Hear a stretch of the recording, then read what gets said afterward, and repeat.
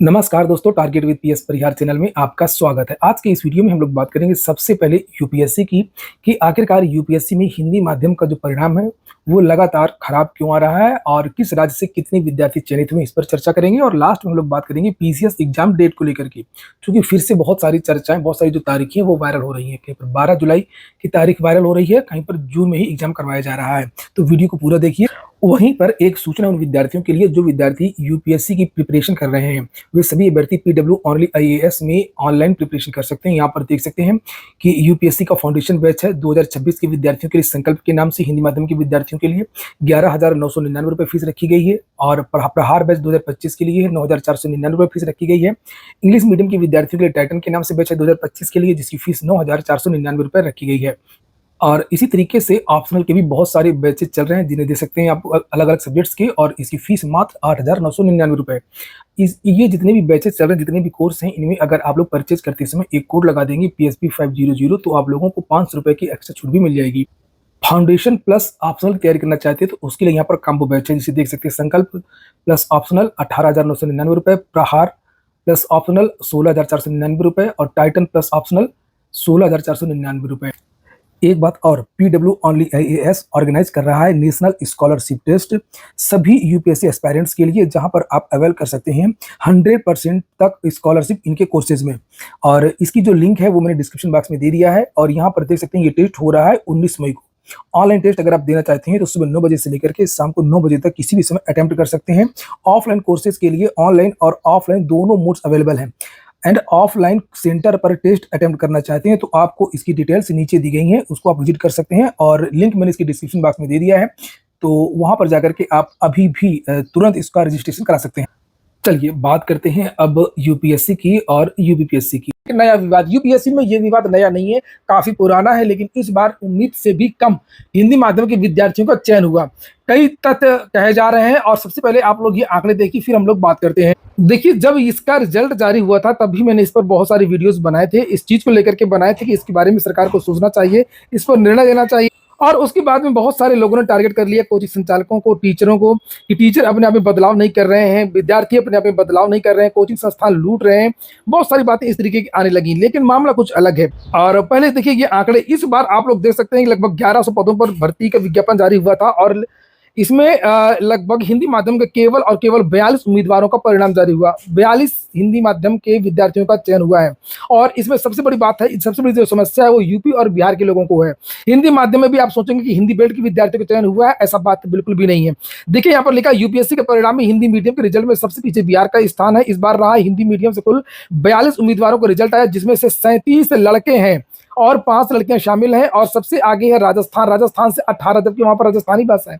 Hindi medium के मुख्य जो एरिया माने जाते हैं वो मध्य प्रदेश, उत्तर प्रदेश और बिहार और उत्तराखंड इत्यादि। लेकिन यहाँ पर जो सबसे ज्यादा जो सिलेक्शन हुआ हिंदी माध्यम का वो राजस्थान का। यहाँ पर अभ्यर्थी दूसरे नंबर पर उत्तर प्रदेश, उत्तर प्रदेश से केवल 12 विद्यार्थी, जबकि उत्तर प्रदेश देश का सबसे बड़ा राज्य है। 25 करोड़ के आसपास उत्तर प्रदेश की आबादी है, यहाँ पर आप समझ सकते हैं। और यहाँ से केवल 25 करोड़ में से केवल 12 विद्यार्थियों का चयन हुआ है, हिंदी माध्यम से सफल हुए हैं। ये मत सोचिए कि इसका दूसरा स्थान है, ये कई राज्यों के बराबर है। 10-12 राज्य जोड़ दोगे तब जाकर के उत्तर प्रदेश बनेगा, छोटे मोटे राज्य। और लिखा वहां की आबादी के हिसाब से बहुत कम है। मध्य प्रदेश से कुल 9 रिजल्ट हुए हैं, बाकी 1 बिहार से। बिहार से इस बार केवल 1, जबकि बिहार से टॉपर निकलते रहे। यूपीएससी का सेंटर माना जाता रहा एक जमाने में कि सबसे ज्यादा आईएएस बिहार से निकलते, लेकिन इस बार ऐसा बिल्कुल भी नहीं हुआ। हालांकि चयन हुए बिहार से लगभग 80 विद्यार्थियों का चयन हुआ, 98 के आसपास, लेकिन उनमें से हिंदी माध्यम के विद्यार्थी हैं वो केवल 1 विद्यार्थी का चयन हुआ है। एक छत्तीसगढ़ से चयनित हुआ है और 1 गुजरात से चयनित हुआ है हिंदी माध्यम का। तो ये हाल है हिंदी माध्यम का। अब आप लोगों को ये बताना है कि इसमें असली दोष किसका है। हालांकि जैसे कहा जाता है कि इसमें सारी की सारी जो गलती है वो कोचिंग संस्थानों की है, सारी की सारी जो गलती है वो विद्यार्थियों की है। विद्यार्थी अपने आप को अपडेट नहीं कर पा रहे हैं, बदलाव नहीं कर पा रहे हैं। और लेकिन इस पर जहां पर तक मेरी राय है कि इसमें जो सबसे बड़ा जो रोल है वो इसके पाठ्यक्रम का है, वो इसके सिलेबस का है। चाहे वो सीसेट का सिलेबस हो, चाहे वो सीसेट के अलावा मेंस का सिलेबस हो, हिंदी माध्यम से लिखा गया पेपर हो या अन्य बातें। टोटल परिणाम में भी हिंदी बेल्ट के जो विद्यार्थी हैं वो कम चयनित हुए। टोटल परिणाम में सभी विषय का जो मतलब हिंदी इंग्लिश दोनों को जोड़ करके हिंदी बेल्ट की बात करें, यहाँ पर लिखा कि 2022 में जहां पर बिहार से 68 उम्मीदवारों को चयन हुआ था, वहीं इस बार मात्र 32 का सिलेक्शन हुआ। माफ कीजिएगा, 98 68 नहीं 32 विद्यार्थियों का ही चयन हुआ। मीडिया रिपोर्ट्स और एक्सपर्ट के अनुसार वहीं बिहार में हिंदी मीडियम के मात्र एक उम्मीदवार का सिलेक्शन हुआ है। 2023 के रिजल्ट की बात करें तो कुल 1016 कैंडिडेट्स में मात्र 42 हिंदी मीडियम से सफल हुए हैं और इस बार ऑल इंडिया टॉप 10 रैंक में से राज्य का कोई भी अभ्यर्थी जगह नहीं बना पाया है। और ये ग्राफ जो लगातार गिरता चला गया है, यहाँ पे बिहार का खास तौर से, और यही इसी तरीके का हाल यूपी का भी है लगभग। 2019 में देखिए 180 चयनित हुए थे, 2020 में 123, देखिए शुभम कामार ने टॉप भी किया था, आपको अगर याद आ रहा हो बिहार से। 21 में 56 और फिर 68 और इस बार 32। ये जो ग्राफ वो लगातार गिरता चला गया, जबकि पद इस बार ज्यादा थे, पद यहाँ पर भी ज्यादा है। और सबसे बड़ी समस्या है ये सी सेट, इसको लेकर के विद्यार्थी कोर्ट भी गए थे और सरकार से भी गुहार लगाई थी कि इसमें बदलाव किया जाए। इसके कट ऑफ को कम करने को लेकर के विद्यार्थियों ने आंदोलन भी चलाया था कि जो 33% का जो कट ऑफ है सेकेंड पेपर का, इसको कम कर दिया जाए, इसको 23% कर दिया जाए, इसमें 10% की कमी की जाए। कहा जाता है कि इसका जो सिलेबस है वो मैथ और इंग्लिश हाई स्कूल स्टैंडर्ड की आएगी, लेकिन ऐसा होता बिल्कुल भी नहीं है। अगर ऐसा होता तो विद्यार्थी बहुत ज्यादा जो सीसेट है उसमें फेल नहीं होते, सीसेट में बहुत ज्यादा विद्यार्थी फेल हो जाते हैं। उसका निश्चित तौर पर सिलेबस कम है और एप्टीट्यूड ही सब कुछ बना दिया गया है। इसका सिलेबस इस टाइप का है, तो कहा जाता है कि जो कैट मैट इत्यादि के जो एग्जाम होते हैं कुछ उस लेवल का ये पेपर है। और जो ज्यादातर जो इंजीनियरिंग के विद्यार्थी हैं, ये इंजीनियरिंग करने के बाद बीटेक इत्यादि कंप्लीट करने के बाद में ये कैट मैट इत्यादि की तैयारी भी करते हैं, एमबीए एंट्रेंस की तैयारी करते हैं या कैट की तैयारी करते हैं या मैट की तैयारी करते हैं। तो ये जो सिलेबस है उससे मिलता जुलता है, तो इसमें से उन विद्यार्थियों को सहूलियत मिलती है, इंग्लिश मीडियम के विद्यार्थियों को या इंजीनियरिंग पृष्ठभूमि के जो विद्यार्थी हैं उनको सहूलियत मिलती है, और जबकि यहाँ के जो विद्यार्थी हैं वो फेल हो जाते हैं। हालांकि अब राहत क्यों नहीं मिली सुप्रीम कोर्ट से और जो सरकार से, तो एक ऐसी एक विचार बना लिया गया है कि जो इंग्लिश मीडियम के विद्यार्थी हैं वो अधिक होशियार होते हैं और इंग्लिश की बहुत ज्यादा आवश्यकता है। ऐसी बात बिल्कुल भी नहीं है। अगर इंग्लिश मीडियम का इतना ज्यादा महत्व है, इंजीनियरिंग पृष्ठभूमि का इतना ज्यादा महत्व है, तो फिर इसको प्रधानमंत्री, राष्ट्रपति और जो बड़े बड़े मंत्री होते हैं उनमें भी ये अनिवार्यता लगा दी जाए सीसेट की।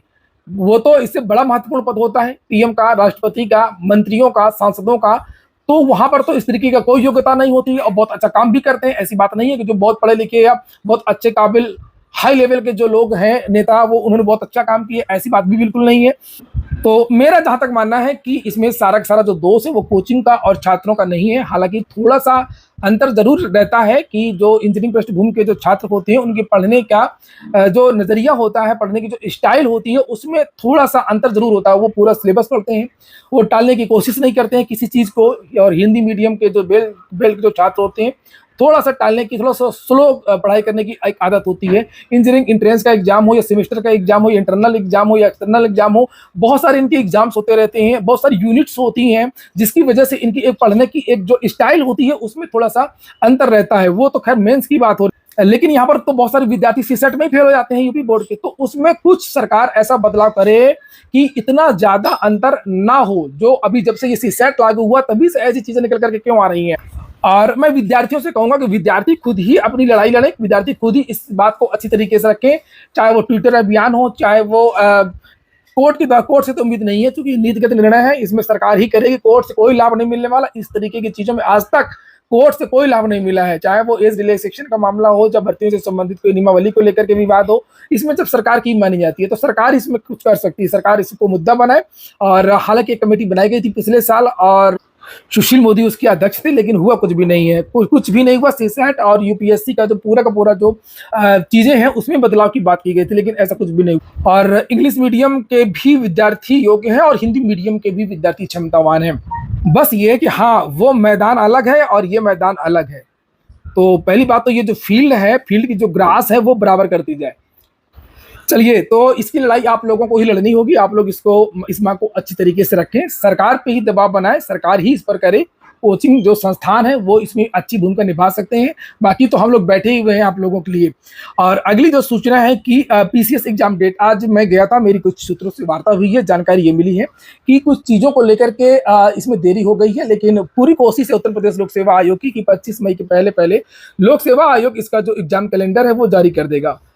तो जारी हो सकता है या जारी कर देगा, जो भी चीज़ें हैं। आपको ये कहा गया कि 100% ये कहा गया कि पूरी कोशिश है कि 25 मई के पहले पहले आप लोगों को जो एग्जाम कैलेंडर वो देखने को मिल जाएगा। एग्जाम कैलेंडर से क्या मतलब है, आपकी जो परीक्षा है पीसीएस की वो अक्टूबर में होने जा रही है, फर्स्ट या सेकेंड वीक में अक्टूबर के पीसीएस की परीक्षा हो जाएगी। आरओ में देरी लगेगी 1 या 2 महीने की। तो एलटी ग्रेड के लिए भी मैंने बात किया। एलटी ग्रेड के बारे में कहा गया कि शासन को एक नया पत्र भेजा गया है। उम्मीद है कि चुनाव के बाद में जो मामला है वो समाप्त हो जाए और फिलहाल अभी एलटी ग्रेड हो सकता है कि कैलेंडर में आपको इस बार भी देखने को ना मिले।